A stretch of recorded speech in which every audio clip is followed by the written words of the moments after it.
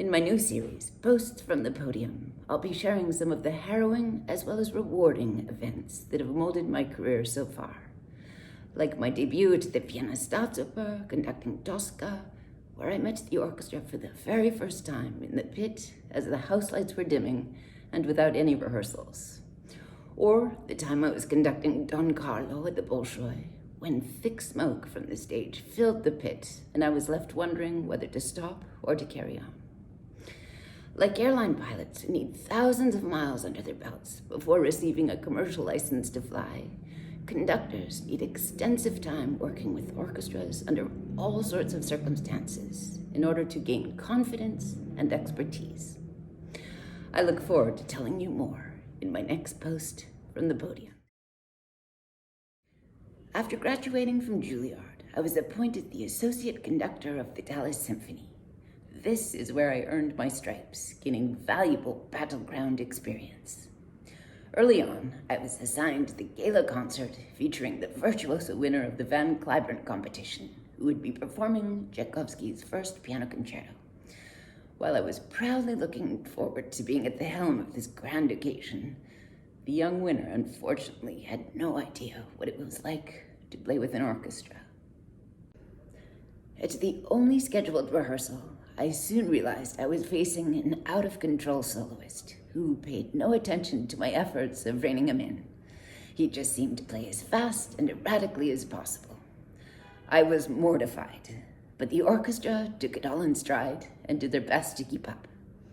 The actual performance was a wild ride, but at least we managed to end together.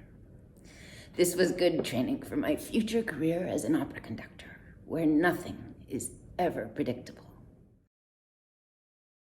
As we all know, one of the rules in show business is the show must go on. Once, while conducting Rigoletto with the Parma Opera, just as the singer in the title role was bemoaning his curse, singing Quel vecchio maledivami, one of the balls on his fool's cap costume got loose and landed in the pit on the principal cellist, hitting his instrument with a loud thud. The cellist, whose Italian blood began to boil, leaped from his chair, joined by his fellow outraged cellists.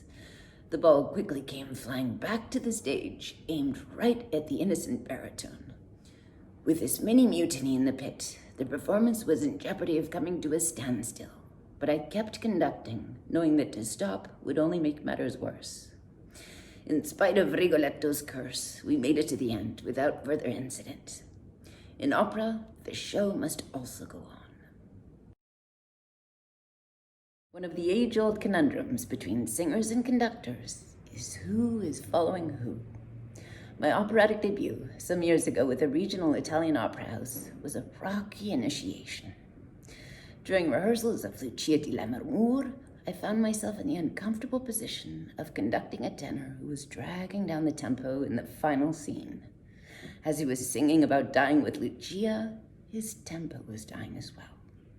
Nonetheless, I dutifully followed, keeping the orchestra and chorus together. But the tenor only got slower and slower. Unnerved, he accused me of slowing him down. That's when I took things back into my own hands and put my foot gently on the pedal. The tempo got brisker, and we all survived, including the tenor. I learned a valuable lesson with singers: when to follow and when to lead.